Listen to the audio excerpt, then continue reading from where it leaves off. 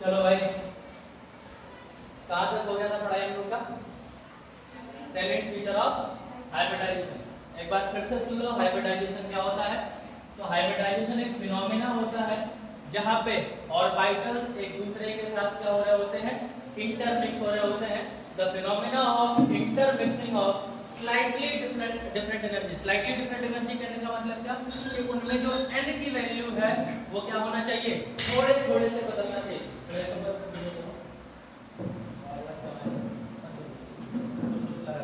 ठीक है, क्या लिखा गया है? स्लाइटली डिफरेंट एनर्जी, या फिर आप बोल सकते हो नियरली सेम एनर्जी। या तो आप क्या बोलेंगे, स्लाइटली डिफरेंट एनर्जी बोल देंगे, या फिर क्या बोला जाएगा, नियरली सेम एनर्जी बोल दिया जाएगा। So as to redistribute their energies. क्या किया जाए, क्योंकि भाई आगे जाके इनकी एनर्जी को रीडिस्ट्रीब्यूट करना है, क्योंकि बराबर बराबर करना है। So as to redistribute their energy resulting the formation of a new set of orbitals, और एक नए ऑर्बिटल का सेट बनता है ऑफ इक्विवेलेंट एनर्जीज। और उन सारे ऑर्बिटल्स की एनर्जी क्या होनी चाहिए, इक्विवेलेंट होनी चाहिए, या फिर इक्विवेलेंट हो जाएगी। ठीक है, एंड शेप भी क्या होगा, एक ही जैसा होगा। जैसे आपने देखा था कि S का शेप स्फेरिकल हुआ करता था, T का शेप डंबल शेप का हुआ करता था, लेकिन जब इन दोनों को इंटरमिक्स करेंगे तो उन सारों का शेप कैसा हो जाएगा, एक ही जैसा हो जाएगा। और आप यहाँ पे आप देख भी सकते हो, चेक करिए, ये आपके प्योर एटॉमिक ऑर्बिटल्स हैं, जिसमें आपका S का शेप कैसा है, स्फेरिकल। अगर आप मानेंगे ये आपका 3D फिगर है, तो ये क्या स्फेरिकल है, ये भी स्फेरिकल। अगर हम P की बात करें तो ये क्या है, आपका डंबल है और डंबल है। और जब यहाँ पे क्या हो रहा है, इंटरमिक्सिंग हो रहा है ना, ये S ऑर्बिटल है, ये P ऑर्बिटल है। जब S और P जब आपस में इंटरमिक्स करते हैं तो देख रहे हो कैसा बन रहा है, ये एक sp ऑर्बिटल बन रहा है। क्या बन रहा है आपका, sp ऑर्बिटल बन रहा है, जिसको हम लोग sp इंटरमिक्सिंग कहते हैं। क्या कहते हैं, sp इंटरमिक्सिंग। और इसका शेप चेक कर रहे हैं, ये कुछ ऐसा हो रहा है। अब सोचिए, अगर एक S है और 3 P आपस में इंटरमिक्स हो रहे हैं, तो वो एक S और 3 P मिलकर क्या बनाएगा, sp3 बनाएंगे। क्या बनाएंगे, sp3 बनाएंगे। और उन तीनों का शेप क्या होगा, एक ही जैसा होगा। ठीक है, तो sp3 जो बनता है, या फिर आप बोल सकते हैं हाइब्रिड ऑर्बिटल जो बनते हैं, वो intermixing of pure atomic orbital की वजह से ही बनते हैं। हाइब्रिड ऑर्बिटल कैसे बनते हैं, intermixing of pure atomic orbital की वजह से बनते हैं। अब थोड़ा सा और आगे बढ़ते हैं इसमें देखो और भी कुछ एग्जांपल आप लोगों को करवाया गया होगा कि देखो S और P पहले अगर हो रहे होते हैं तो ऐसा नहीं था। जब बाद में लिखा गया तो जो हमारा CH4 बना था, उनमें बॉन्ड एंगल कितने का बना था, 109 डिग्री 28 मिनट का बना हुआ था। और यहाँ पे आपका एक्चुअल शेप दिखा किसका, मीथेन का। किसका, मीथेन। मीथेन समझ रहे हो ना क्या होता है, CH4। CH4 में हमारा एक्सपेक्टेड बॉन्ड एंगल कितना था, एक्सपेक्टेड बॉन्ड एंगल 3 का कितना था, 90 डिग्री, और एक का कितना था भाई, 270 डिग्री में कहीं भी हो सकता था। लेकिन इन रियलिटी, अगर हम रियलिटी की बात करें तो जो बॉन्ड एंगल थे वो कितना थे, 109 डिग्री और 28 मिनट। ठीक है, 109 डिग्री 28 मिनट के बराबर। ठीक है, अब इसके आगे अगर हम देखें तो हम बात करते हैं क्या, इंपॉर्टेंट कंडीशन फॉर हाइब्रिडाइजेशन। ठीक है, ये जो आपके हाइब्रिडाइजेशन के कुछ इंपॉर्टेंट कंडीशन हुआ करते हैं, वो क्या क्या हो सकते हैं। ठीक है, तो इंपॉर्टेंट कंडीशन फॉर हाइब्रिडाइजेशन, सबसे पहला इंपॉर्टेंस दिख तो रहा होगा ना, इसमें भी दिख रहा है।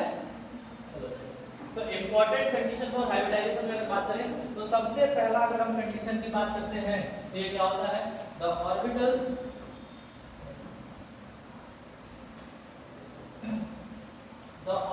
Present in the valence shell of the atoms are hybridised. तो अगर हाइब्रिडाइजेशन होगा तो वैलेंस शेल के ऑर्बिटल्स ही आपस में हाइब्रिडाइज करते हैं।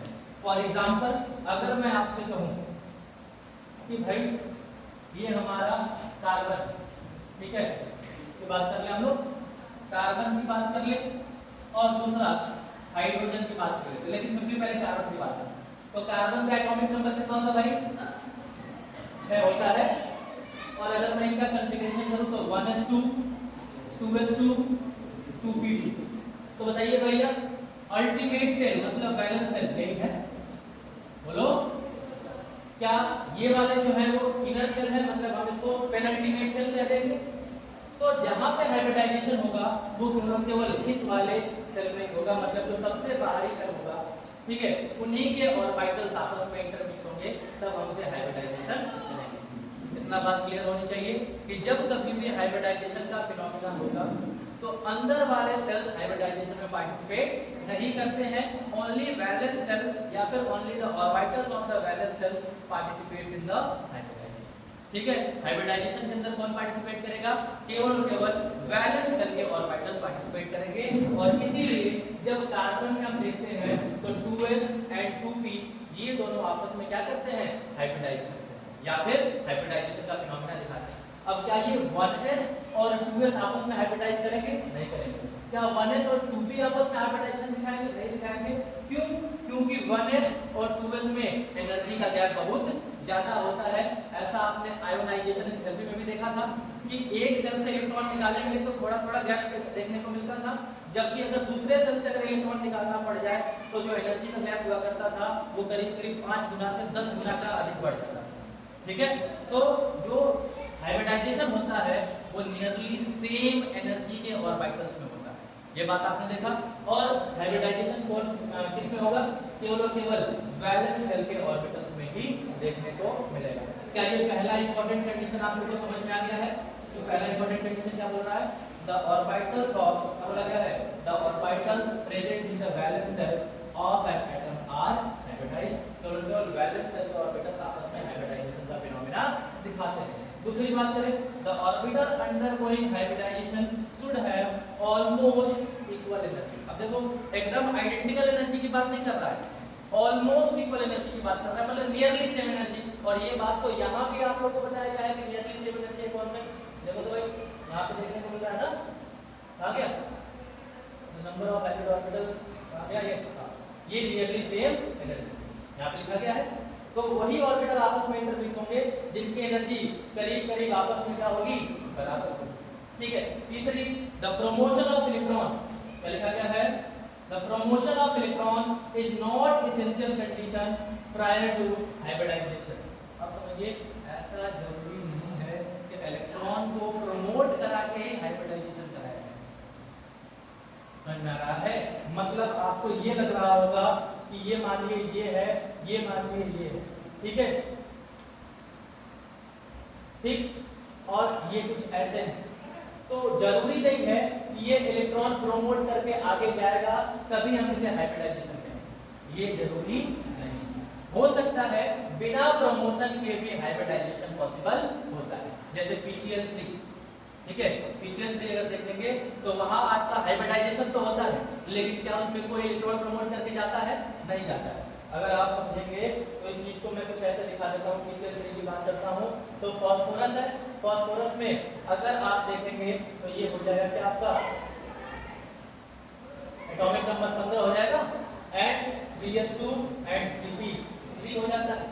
बोलिए, अब अगर हम बात करें तो ये हो गया 3s2 एंड 3p3 हो गया। अच्छा ठीक है, फास्फोरस नहीं लेते हम लोग, नाइट्रोजन ही ले लेते हैं। क्या करते हैं?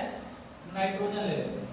तो ये मानिए आपका नाइट्रोजन, नाइट्रोजन में क्या हो जाता है आपका 2s2 एंड 2p3 की बात करते हैं, 2s2 एंड 2p3 की बात करते हैं। क्या इसके पास वैकेंट d ऑर्बिटल होता है? होता है कि नहीं होता है? नहीं होता है। तो फिर जब यहाँ से इलेक्ट्रॉन उड़ के जा ही नहीं सकता है, क्या बोलते हैं, जब वैकेंट d ऑर्बिटल होगा तभी तो इलेक्ट्रॉन यहाँ से उड़ के यहाँ आएगा, वो भी इस तरह से स्पिन बदल लेगा। जब वैकेंट d है ही नहीं तो इलेक्ट्रॉन जो है वो उड़ के जाएगा ही नहीं। लेकिन जब NH3 बनता है वहां पे आप देखते होंगे वहां पे हाइब्रिडाइजेशन होता है। NH3 बनते समय हाइब्रिडाइजेशन होता है कि नहीं होता है? आप निकालेंगे NH3 में हाइब्रिडाइजेशन sp3 होता है, ठीक है, जिसमें आपके 3 बॉन्ड पेयर होता है और एक लोन पेयर होता है, वो आगे के क्लासेस में हम लोग पढ़ लेंगे। लेकिन बताइए, क्या यहाँ पे कोई हाइब्रिडाइजेशन होते हुए दिख रहा है? नहीं दिख रहा है। लेकिन हाइब्रिड ऑर्बिटल बने कि नहीं बने? बने ही है। इसका मतलब ये है कि बिना इलेक्ट्रॉन को जंप कराए भी हाइब्रिडाइजेशन पॉसिबल हो सकता है। और ये बात यहाँ पे साफ साफ शब्दों में लिखा है, the promotion of electron is not essential condition. जरूरी नहीं है कि इलेक्ट्रॉन को प्रमोट करा के ये हाइब्रिडाइजेशन कराएगा। तो क्या लिखा गया है? The promotion of electron is not essential condition prior to hybridisation. Hybridisation के लिए ऐसा जरूरी नहीं है कि इलेक्ट्रॉन को यहाँ से उठा के वहां दिया जाएगा तभी बिना इलेक्ट्रॉन को जंप कराए भी हाइब्रिडाइजेशन करवाया जा सकता है। क्लियर हो गया ये बात? अगली बात करते हैं। It is not necessary that, फिर से वही वाली कहानी है, क्या लिखा है? It is not necessary that only half filled orbital participate in hybridisation.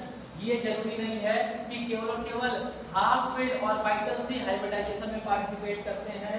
In some cases, कुछ ऐसे केसेस देखने को मिलेंगे, even half filled orbitals of the valence shell takes part in hybridisation. कुछ ऐसे भी केसेस हैं जिनमें ऐसा देखा गया है कि हाफ फील्ड ऑर्बिटल्स भी हाइब्रिडाइजेशन में पार्टिसिपेट कर रहे हैं। और ये बात क्या आप यहाँ से देख पा रहे हैं? ये फुली फील्ड ऑर्बिटल है कि नहीं है? ये जो आपका 2s ऑर्बिटल दिख रहा है, ये कैसा है? फुली फील्ड है। और ये कैसा है?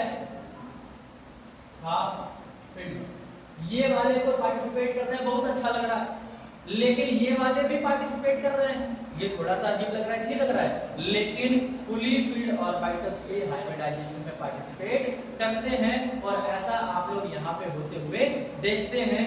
जैसे NH3 में आपको हाइब्रिडाइजेशन बताया जाता है sp3, ठीक है, लेकिन बॉन्ड एंगल थोड़ा थोड़ा कम हो जाता है। ठीक है, आप समझेंगे ये नाइट्रोजन है, इधर हाइड्रोजन, इधर हाइड्रोजन, इधर हाइड्रोजन, ऊपर लोन पेयर्स, तो ये क्या होते हैं? ये हाइड्रोजन, ये हाइड्रोजन, ये हाइड्रोजन। हमें लगता तो ये है कि इनके बीच में जो बॉन्ड एंगल है वो 109 डिग्री 28 मिनट का होगा, लेकिन ये बॉन्ड एंगल थोड़ा थोड़ा कम हो जाता है। क्यों? क्योंकि ये फ्री इलेक्ट्रॉन है। अब जब ये फ्री इलेक्ट्रॉन होगा तो ये बगल वाले इलेक्ट्रॉन को ज्यादा परेशान करेगा, है ना भाई? लोग कहते हैं, भाई मान लीजिए ऐसे कि मैं हूं और मैं घर का एकदम छुट्टा आदमी हूँ, छुट्टा समझ रहे हो ना? मतलब मेरे को रोकने टोकने वाला, बोलने वाला कोई भी नहीं है। आप भी घर के लड़के हैं, लेकिन आपको रोकने टोकने के लिए आपके माँ बाप प्रेजेंट हैं। अब सबसे ज्यादा एरिया या फिर सबसे ज्यादा दोस्ती, सबसे ज्यादा माहौल कौन बनाएगा? हम बनाएंगे कि आप बनाएंगे? हम बनाएंगे ना। क्यों? क्योंकि मैं रात को 10 बजे तक घूमने के लिए अलाउड हूँ, रात को 12 बजे तक घूमने के लिए अलाउड हूँ। जितना लोगों का काम आऊंगा उतना ही तो मेरा एरिया बढ़ता जाएगा। तो वो ये फ्री इलेक्ट्रॉन्स है जो बॉन्डिंग में पार्टिसिपेट नहीं कर रहे, ये नॉन बॉन्डेड इलेक्ट्रॉन्स है ना। इसी को तो हम लोग क्या नाम देते हैं? Lone pairs. तो लोन पेयर ज्यादा फ्रीडम होते हैं, बॉन्ड पेयर तो बॉन्ड बना लिए हैं तो उतना ज्यादा फ्रीडम नहीं है। तो क्या ये इलेक्ट्रॉन इस इलेक्ट्रॉन को ज्यादा रिपेल नहीं कर देंगे? क्या ये इलेक्ट्रॉन इस इलेक्ट्रॉन को ज्यादा रिपेल नहीं कर देंगे? तो ऐसा देखा जाता है कि लोन पेयर बॉन्ड पेयर में रिपल्सन ज्यादा हो जाता है। इस वजह से ये वाले भैया इसको क्या कर देते हैं? दबा देते हैं, और दबाने की वजह से ये बॉन्ड एंगल ज्यादा हो जाता है 109 डिग्री 28 मिनट से, और ये बॉन्ड एंगल कम हो जाते हैं 109 डिग्री 28 मिनट से। और इस वजह से इनके हाइब्रिडाइजेशन में भी बदलाव देखने को मिलता है। लेकिन आप लोग छोटे क्लासेस में हैं, इसलिए बॉन्ड एंगल के बारे में तो बता दिया जाता है, लेकिन हाइब्रिडाइजेशन sp2 पॉइंट समथिंग नहीं बताया जाता है। क्या बताया जाता है? इसका हाइब्रिडाइजेशन अभी भी sp3 ही। लेकिन ये बात हमेशा याद रखिएगा, percentage s character is directly proportional to cos theta. cos theta बढ़ता है तो s परसेंटेज बढ़ता है, cos थीटा घटता है तो s परसेंटेज भी घटेगा। ठीक है, तो हम यहाँ पे बोल सकते हैं कि बताओ क्या जो हमारी असली बात को उस पे आते हैं, क्या ये आपके फुली फील्ड ऑर्बिटल्स हैं? ये फुली फील्ड ऑर्बिटल्स भी हाइब्रिडाइजेशन में पार्टिसिपेट कर रहे हैं? बिल्कुल कर रहे हैं। तो ऐसा बोला गया है, ये पहली और दूसरी लाइन आपको एकदम समझ में आ जानी चाहिए कि जरूरी नहीं है कि इलेक्ट्रॉन को प्रमोट करा के हाइब्रिडाइजेशन करवाया जाए, और दूसरी बात कि ये नेसेसरी नहीं है कि केवल हाफ फील्ड ऑर्बिटल्स ही हाइब्रिडाइजेशन में पार्टिसिपेट करेंगे। फुली फील्ड ऑर्बिटल भी हाइब्रिडाइज होकर बॉन्ड बनाते हुए देखे गए। किसी को कोई तकलीफ इसमें नहीं है ना? चलो अब थोड़ा सा आगे बढ़ जाते हैं। इसमें आता है वेस्पर थ्योरी, लेकिन वेस्पर थ्योरी पढ़ने से पहले थोड़ा बहुत हाइब्रिड ऑर्बिटल्स के बारे में बात करते हैं। ठीक है, तो सबसे पहले आप लोग कॉलम बनाना चालू कीजिए। ठीक है, कॉलम क्या बनाएंगे? Atomic orbitals. सबसे पहले क्या कॉलम बनाएंगे हम लोग? Atomic orbitals. उसके बाद से किसकी बारी आती है? Number of hybrid orbitals.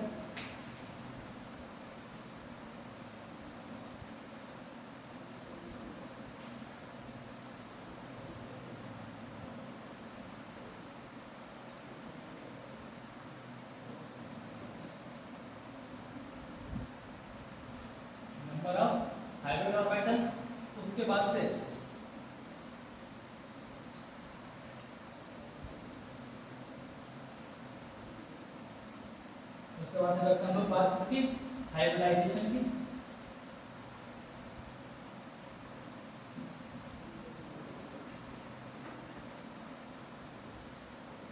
And last में बात कर लेते हैं किसकी, शेप की।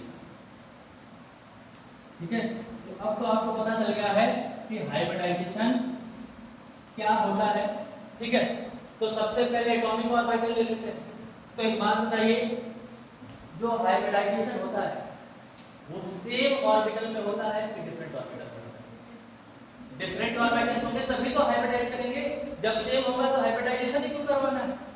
हाइब्रिड तो दो डिफरेंट डिफरेंट को मिला के एक तीसरा बनता है। इसका मतलब ये है कि हाइब्रिडाइजेशन कभी S और S में नहीं हो सकता है, कभी P और P में नहीं हो सकता है, कभी D और D में नहीं हो सकता है, कभी F और F में नहीं हो सकता है। हाइब्रिडाइजेशन हमेशा एक S होगा तो दूसरा P होगा, एक S होगा एक P होगा एक D होगा तब होगा, एक S होगा एक P होगा एक D होगा एक F होगा तब होगा। और हमारे सिलेबस में हाइब्रिडाइजेशन जो होता है वो S और P का है, S और D का है, SP D का, सॉरी S और P का है। ठीक है, SP और D का है। ठीक है, तो सबसे पहले हम एक काम करते हैं, पहला एटॉमिक ऑर्बिटल लेते हैं और उस पहले एटॉमिक ऑर्बिटल का नाम रख लेते हैं कौन सा, एक होगा S और एक होगा, तो कितने ऑर्बिटल्स हैं, एक S का है और एक P का है। कितने भाई, एक S का है और एक P का है। तो नंबर ऑफ हाइब्रिड ऑर्बिटल कितने होंगे, दो, क्योंकि जितने प्योर ऑर्बिटल मिलते हैं उतने ही नए ऑर्बिटल बनते हैं। जितने प्योर ऑर्बिटल मिलेंगे उतने ही नए हाइब्रिड ऑर्बिटल बनेंगे। क्या इस बात से आप लोग सहमत हैं? अरे यार, पहला लाइन तो यही था कि जितने आपके प्योर ऑर्बिटल्स मिलेंगे उतने ही हाइब्रिड ऑर्बिटल बनेंगे। तो एक बात बताइए, एक S और एक P मिलकर कितने और हाइब्रिड ऑर्बिटल बनाएंगे, दो बनाएंगे। कितनी बनाएंगे, तो नंबर ऑफ हाइब्रिड ऑर्बिटल कितने बनेंगे, दो बनेंगे। अच्छा, इनकी हाइब्रिडाइजेशन क्या होगी, sp। क्या होगी, sp। क्या होगी, sp हाइब्रिडाइजेशन। इनके शेप की बात करें लगे हाथ, तो इनका शेप जो होता है वो कैसा होता है, लीनियर होता है। कैसा होता है, और ये बात हमेशा याद रखिएगा, शेप हमेशा बॉन्ड पेयर पे डिपेंड करता है। किस पे डिपेंड करता है, बॉन्ड पेयर, मतलब नंबर ऑफ बॉन्ड पे डिपेंड करता है। ये नॉन बॉन्डेड इलेक्ट्रॉन आपके शेप नहीं दिखाता है, समझ में आ रहा है?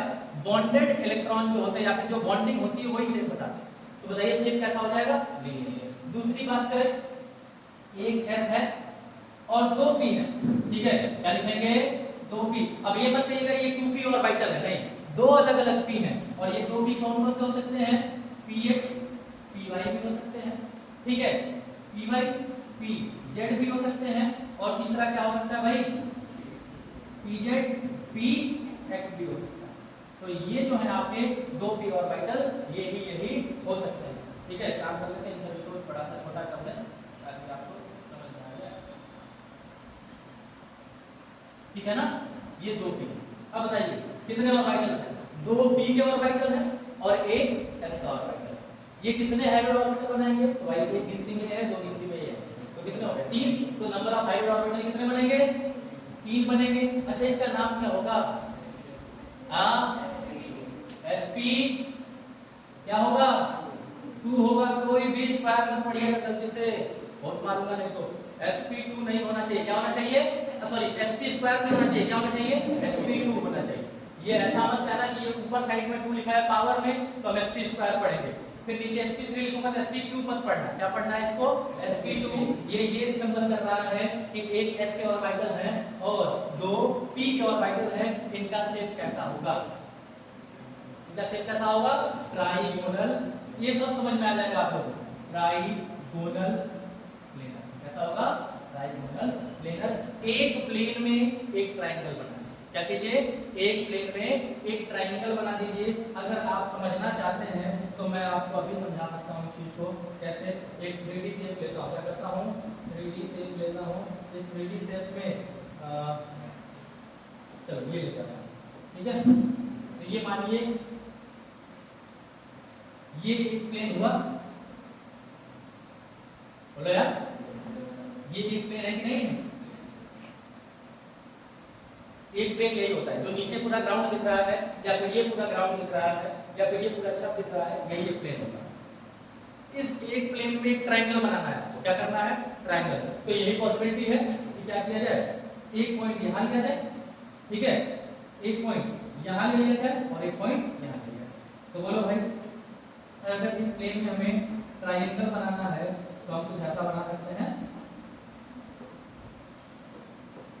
एक को ले आके यहाँ से यहाँ जोड़ दे, हाँ, एक ले आके यहाँ से यहाँ जोड़ दे और एक यहाँ से, ठीक है, ये ट्रायंगल बन गया आपका।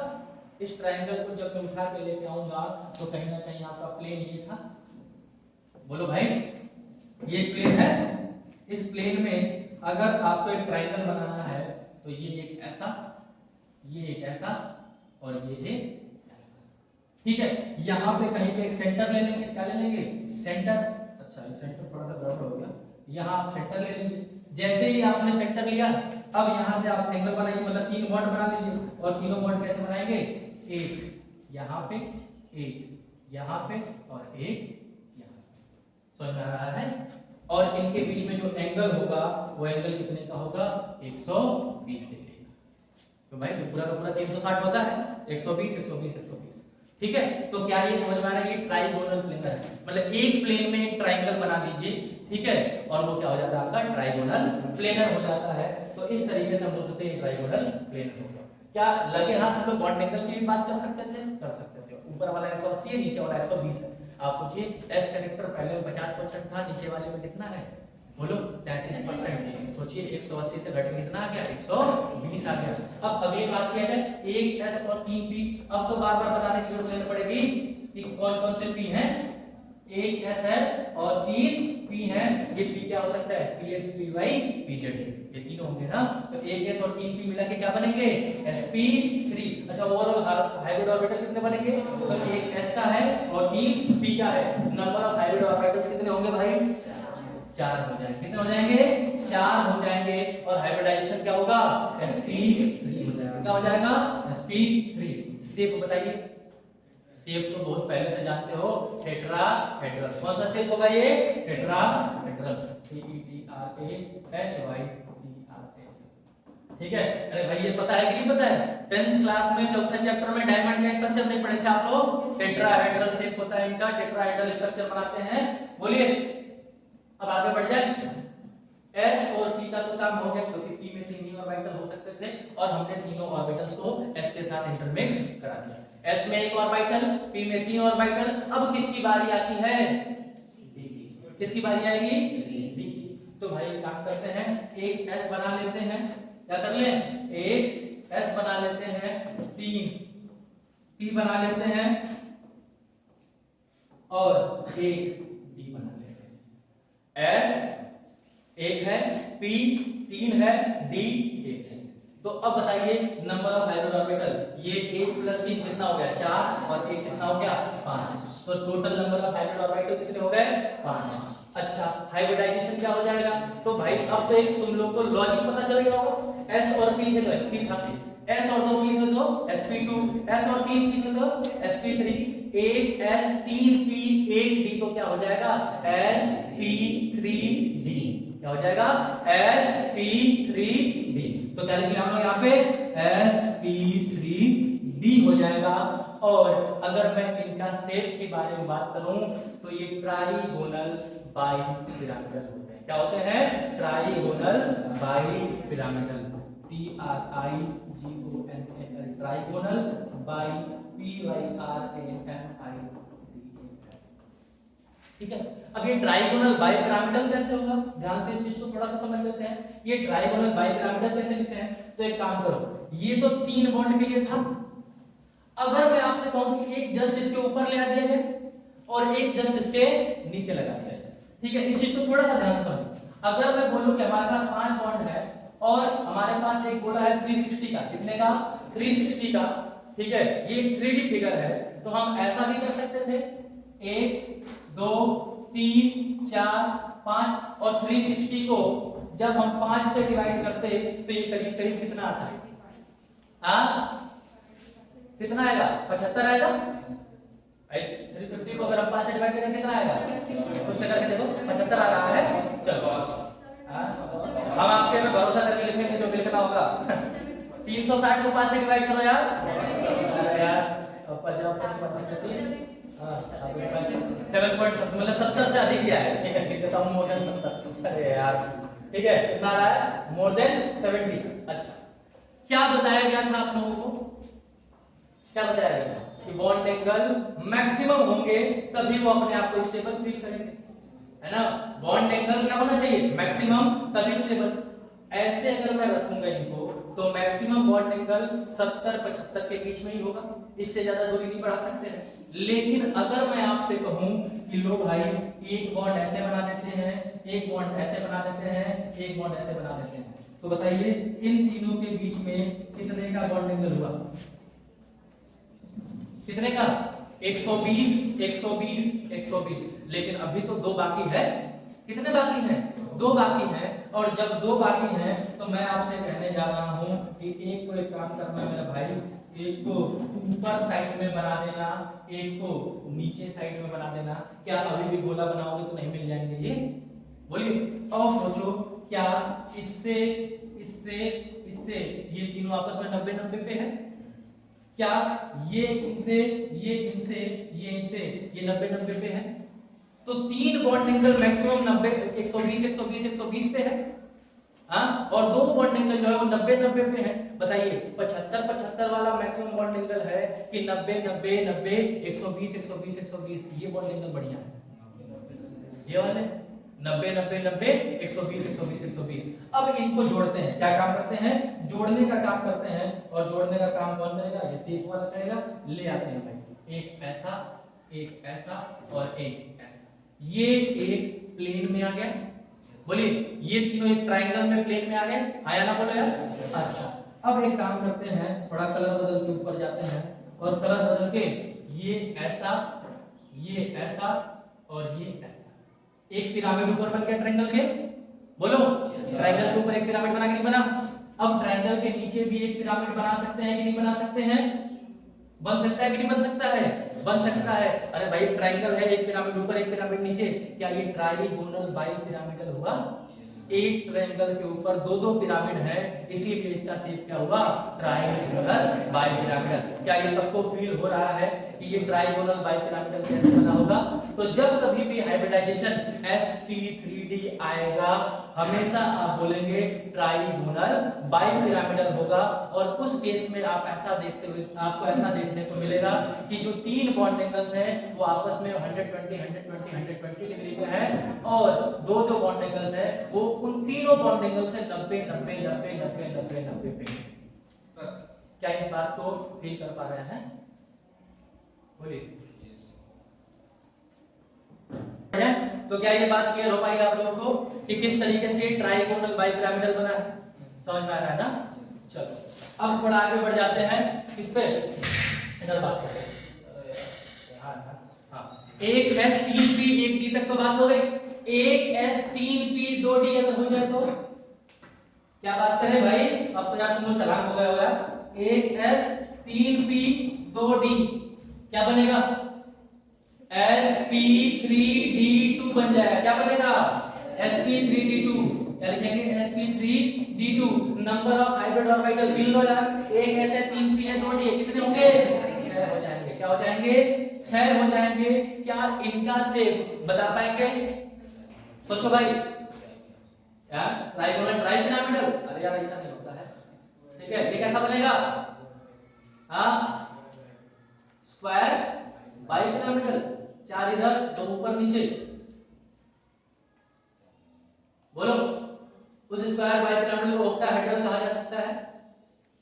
हाँ, बोलो, स्क्वायर बाइपिरामिडल को ऑक्टाहेड्रल कहा जा सकता है? थोड़ा बहुत तो पड़ गया है पीछे यार। ठीक है, उसको हम क्या कह देंगे? ऑक्टाहेड्रल कह देंगे। या फिर प्रकार से बढ़िया एक बात बताएं, क्या बोले हैं? स्क्वायर बाई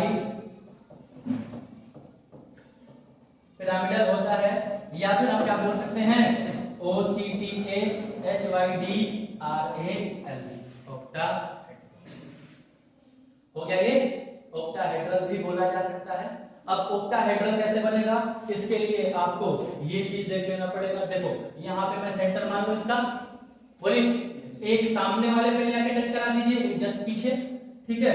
दूसरा अगर हम बात करते हैं तो ये इधर और एक इधर, क्या आपस में ये 90 90 90 90 हो जाएंगे? ठीक है, एक जस्ट ऊपर और एक जस्ट नीचे। ठीक है, तो क्या हुआ, एक तो हो गया स्क्वायर, क्या बना ये स्क्वायर, और ये क्या हुआ पिरामिड, स्क्वायर बाई पिरामिड। ठीक है, बात समझ में आ रहा है? तो ये क्या हो जाएगा आपका स्क्वायर बाई पिरामिडल कहिए, या फिर आप इसे क्या कहेंगे ऑक्टाहेड्रल। क्या नाम देंगे इसको? ऑक्टाहेड्रल का। अच्छा, एक आखिरी बच जाएगा, क्या पीछे जो तो बचा हुआ है क्या? नहीं बचा है, अब इतने के लिए लिखना पड़ेगा दोबारा। चलो ठीक है, लिख लेते हैं। सबसे पहला क्या था हमारे पास, बोलो, ऑर्बिटल्स है ना? हाँ, एटॉमिक ऑर्बिटल। ठीक है, इसके बाद नंबर ऑफ हाइब्रिड ऑर्बिटल्स, उसके बाद हाइब्रिडाइजेशन, और लास्ट में अब देखो हमारे सिलेबस में ये जो हाइब्रिडाइजेशन है ये आखिरी का जो मैं यहाँ लिखने जा रहा हूँ वो सबसे आखिरी हाइब्रिडाइजेशन है अपने सिलेबस का, चाहे वो आपका नीट का हो, चाहे वो आपका जेईई का हो, जेईई मेंस का हो, जेईई एडवांस का, उससे आगे नहीं, sp3d 4 नहीं होता, sp3d 3 तक होता है। हाँ, ऐसा नहीं कर रहा हूँ कि हाइब्रिडाइजेशन इसके आगे नहीं होता, होता है, ठीक है, लेकिन हमारे सिलेबस में क्या है आपका sp3d 3 तक ही। तो sp3d 3 बनाने के लिए क्या करना पड़ेगा भाई, एक s लेना पड़ेगा, ठीक है, और क्या लेना पड़ेगा, 3 p लेना पड़ेगा और 3 d लेना पड़ेगा। क्या करना पड़ेगा, एक s 3 p और 3 d लेना पड़ेगा। नंबर ऑफ हाइब्रिड ऑर्बिटल बताओ कितने, 3 होने के 6 और 1 7, तो कितने हाइब्रिड ऑर्बिटल हो जाएंगे, 7 हाइब्रिड ऑर्बिटल हो जाएंगे। तो number of hybrid orbital 7। Hybridization क्या हो जाएगा, sp3d3, क्या हो जाएगा, sp3d3 हो जाएगा। शेप बता सकता है कोई, शेप कोई बता सकता है? अरे आपको 3D बनाना है ना, फिर काम कीजिए, एक प्लेन में दे दीजिए, एक प्लेन में 5 दे दीजिए और एक प्लेन के ऊपर और एक प्लेन के नीचे। तो एक काम कर सकते हो, एक यहाँ पे, एक यहाँ पे, एक यहाँ पे, एक यहाँ पे, एक यहाँ पे, ये 5 हो गए, बोलो भाई। और जैसे ये 5 होंगे आप ऐसे बोल सकते हैं, इनको ऐसे जोड़ दीजिए, इनको ऐसे जोड़ दीजिए, इनको ऐसे जोड़ दीजिए, इनको ऐसे जोड़ दीजिएगा और इनको, ये तो एक प्लेन में पेंटागन बन गया, बोलो, एक प्लेन में क्या बना, पेंटागन। अब इस प्लेन का ये सेंटर पॉइंट होगा, ये क्या है, सेंटर, इस सेंटर से काम कीजिए, एक ऊपर बना दीजिए, ठीक है, और एक नीचे बना दीजिए, ठीक है। और आप एक काम कर सकते हैं कि सेंटर से ऊपर नीचे बनाने के बाद अब सिंपली इनको आप लोग जोड़ सकते हैं और क्या बना के, ट्रायंगल। तो एक यहाँ पे, फिर एक यहाँ पे, फिर एक यहाँ पे, फिर एक यहाँ पे और एक, क्या पेंटागन के ऊपर पिरामिड दिख रहा है, बोलो, क्या ऐसा ही पिरामिड पेंटागन के नीचे भी बनाया जा सकता है, बोलो भाई, क्या ऐसा ही पिरामिड पेंटागन के नीचे भी तो बन सकता है? तो इसका शेप क्या हो जाएगा, पेंटागोनल बाई पिरामिड। क्या हो जाएगा ये, पेंटागोनल बाई पिरामिड। तो पेंटागोनल बाई PYRAMIDAL, ठीक है, पेंटागोनल बाई पिरामिड। समझ में आ रहा है ये बात, बोलो भाई, क्या ये बात समझ में आई है कि नहीं आई? तो ये सभी चीजें हम लोग वैलेंस बॉन्ड थ्योरी के अंदर पढ़ रहे हैं। हाँ, वैलेंस बॉन्ड थ्योरी थोड़ी बहुत फेल हुई तो पाउली साहब आए और पाउली साहब ने क्या कहा, पाउली साहब ने कहा कि भाई हम एक ऐसी चीज लेके आएंगे जो हमारे वैलेंस बॉन्ड थ्योरी को थोड़ा बहुत सही कर रही होगी, और उन्होंने हाइब्रिडाइजेशन नाम की चिड़िया है ना, किसके बारे में बताया, वो हाइब्रिडाइजेशन नाम के बारे में। अब हाइब्रिडाइजेशन से बताया कि भाई शेप हम बना सकते हैं, कैसे कैसे बॉन्ड बनते हैं, PCl3 PCl5 बता दिया, वो कैसे बना PCl3, कैसे बना PCl5, है कि नहीं, कैसे बना आपका PF5, बोलो। हाँ, अब ऐसे बना लेते हैं कि किस तरीके से आपका PCl5 बना होगा। क्या बना होगा? PCl5, मतलब formation of PCl5 bye hybridisation की वजह से कैसे PCl5 बना। तो सबसे पहले हम काम करेंगे, फास्फोरस लेंगे, बोलिए। और अगर हम फास्फोरस की बात करते हैं तो फास्फोरस N बराबर किस में आता है? 3 में आता है। मतलब फास्फोरस किस सेल का मेंबर है?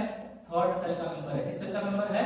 थर्ड सेल का मेंबर है। अगर ये थर्ड सेल का मेंबर है तो एक बात बताओ, N बराबर जब 3 होगा तो L बराबर क्या होगा? 2 होगा। ये तो पढ़े हो ना, L बराबर में N-1 हुआ करता था। और जब L बराबर में 2 होगा तो बताइए ये सब सेल क्या होंगे? बताओ भाई, सब सेल क्या होते हैं?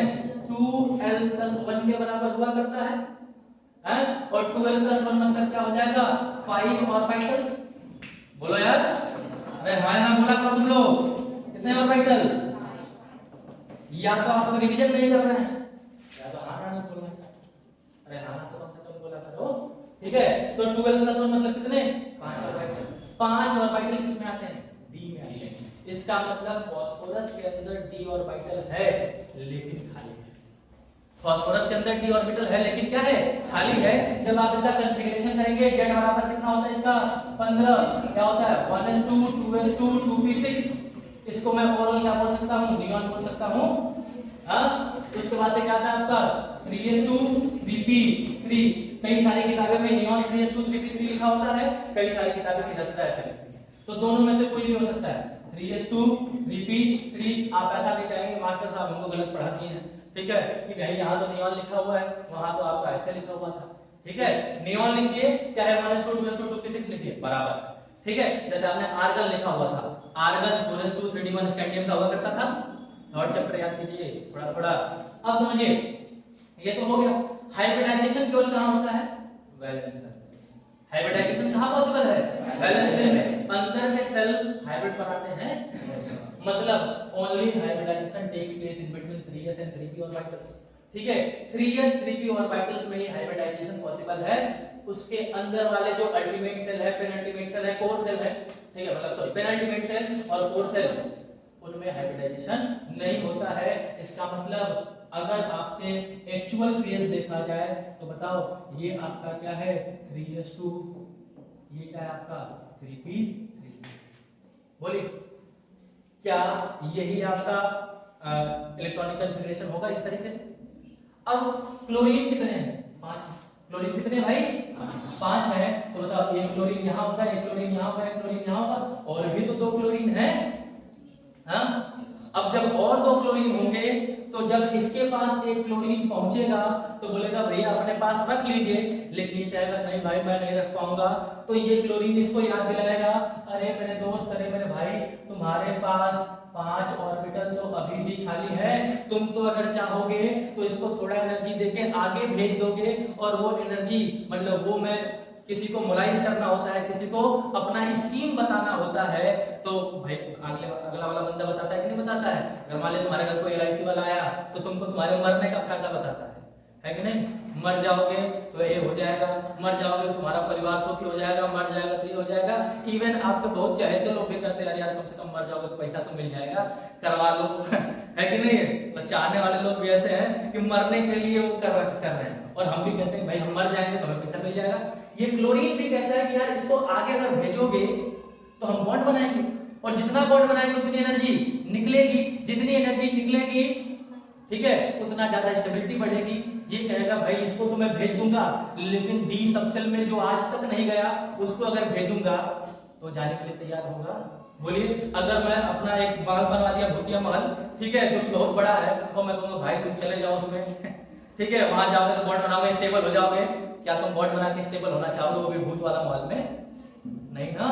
अब कहा जाएगा कि काम करते हैं उन सारे एरिया को अपने अंडर में ले लेते हैं, ठीक है। तो ये कहते हैं कि हाइब्रिडाइजेशन करना पड़ेगा इसके लिए। जब इसको भेजूंगा तो ये जो महल है इसको अपने 4 दीवारी के अंदर मिलाना पड़ेगा, और ऐसे जैसे ही मैं मिलाऊंगा ये जाने के लिए तैयार हो जाएगा, और ये यहाँ से उठ के यहाँ चला जाएगा। बात समझ में आ रहा है?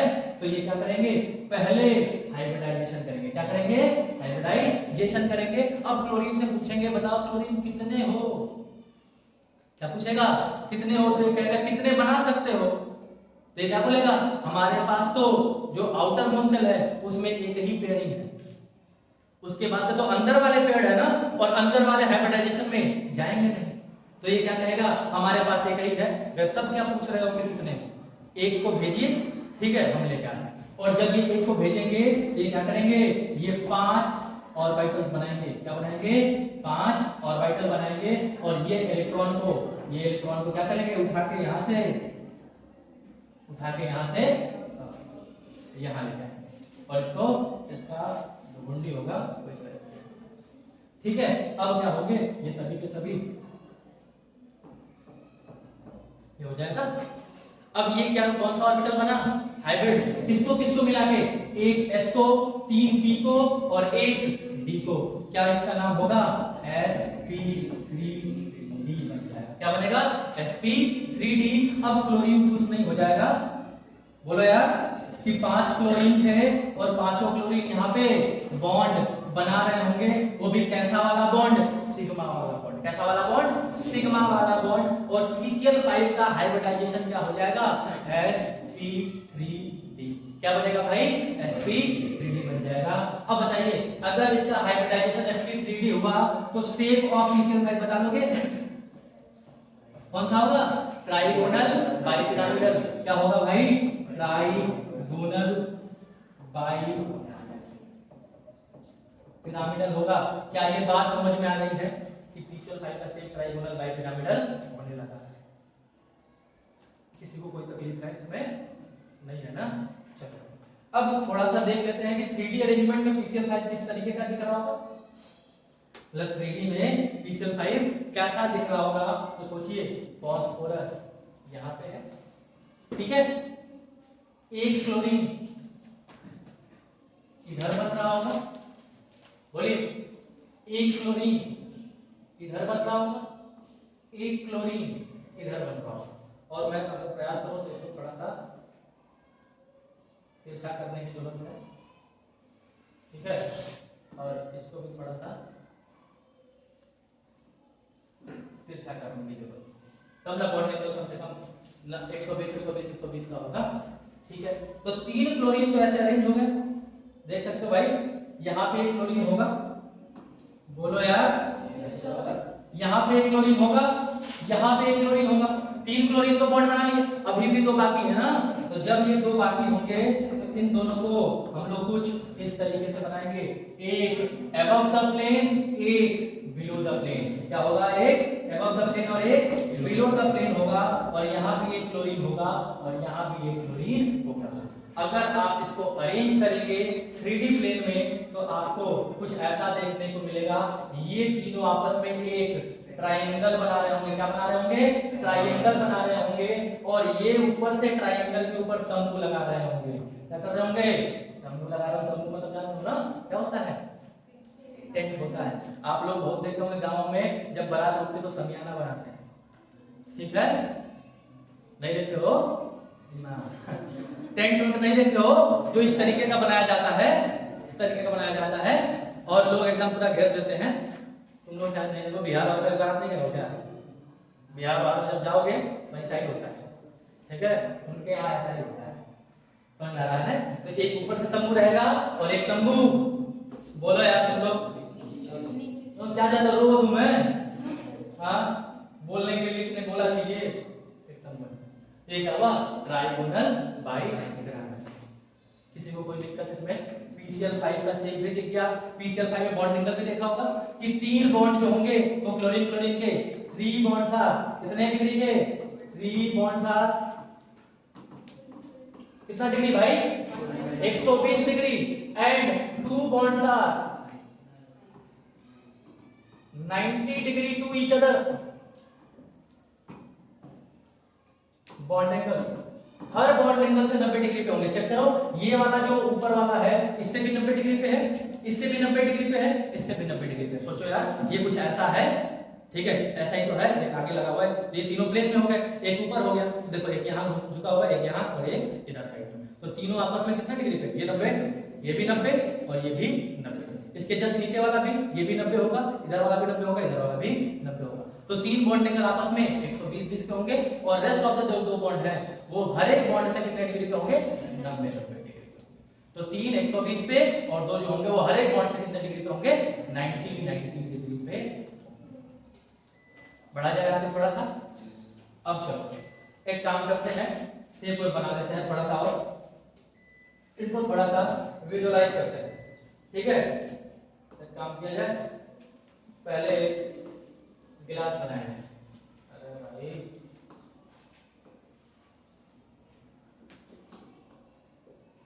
क्या करते हैं, गिलास है ये, चारों से सब पूरा कलर भर सकते हैं क्या, कलर चेंज नहीं कर सकते, कलर भर नहीं सकते ना, कलर भर सकते हैं, चलो कोई बात नहीं। एक गिलास हो गया ये, अच्छा तो नहीं सकते, ये दूसरा गिलास। अब सोचो हमारे पास ऑर्बिटल्स है, क्या है हमारे पास ऑर्बिटल्स, कौन कौन से, एस पी और डी। हमारे पास कितने ऑर्बिटल्स हैं, तीन ऑर्बिटल्स हैं अलग अलग जिनमें हाइब्रिडाइजेशन पॉसिबल है, एक एस का होगा, एक पी का होगा और एक डी का होगा। आप ऐसे मान सकते हो एस मतलब संतरा का जूस है, ठीक है, किसका जूस है भाई,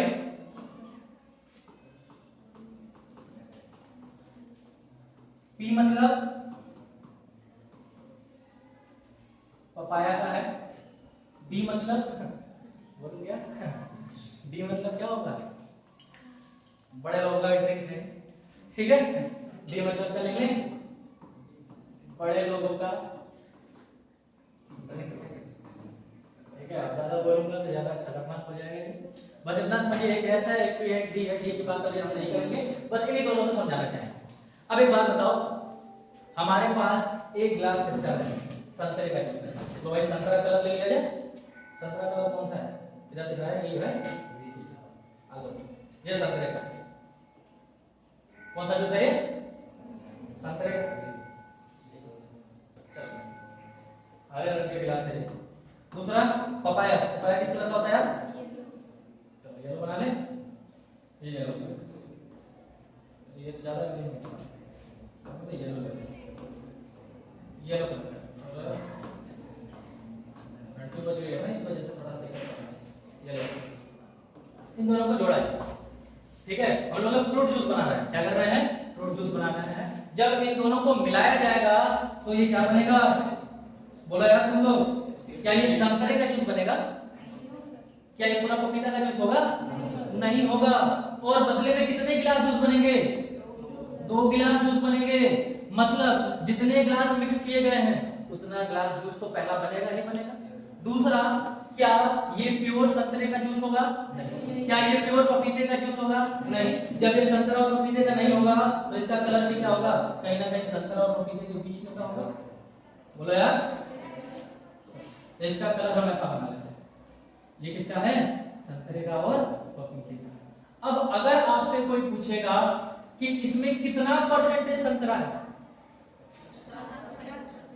50%, इसमें कितना परसेंट पपीता है, 50%, मतलब अगर आपसे कोई पूछेगा तो ऐसे बोलोगे कि ओवरऑल गिलास का जूस कितने थे भाई, संतरा वाले एक गिलास के जूस बने कितने, 2, ये क्या हो जाएगा 1/2 मल्टीप्लाइड बाई,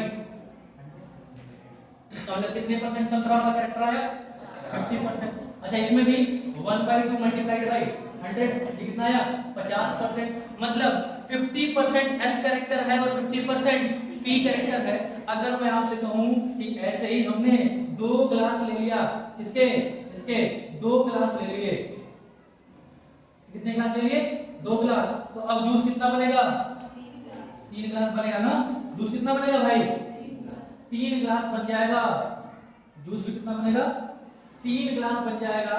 और अगर आपसे पूछा गया कि अब संतरा का ज्यादा कैरेक्टर है कि पपीता का ज्यादा कैरेक्टर, पपीता का कितना परसेंटेज पपीता, कितना परसेंट संतरा, तो आप बोलोगे संतरा का ग्लास तो अभी भी 1 है, टोटल नंबर ऑफ ग्लासेस कितने बने हैं, 3, कितने बने भाई, 3, तो अब लिखेंगे 1/3 मल्टीप्लाइड बाय 100 कितना हो जाएगा 33.33%। तो क्या हर बारी में आप परसेंटेज एस कैरेक्टर नहीं निकाल पाएंगे? निकाल पाएंगे। और इस चीज को हम लोग यहाँ से देखना चालू कर देते हैं। एक आध 2 मिनट लगेगा, मैं सब में परसेंटेज एस कैरेक्टर लिख देता हूँ। बताओ यहाँ पे परसेंटेज एस कैरेक्टर कितना होगा?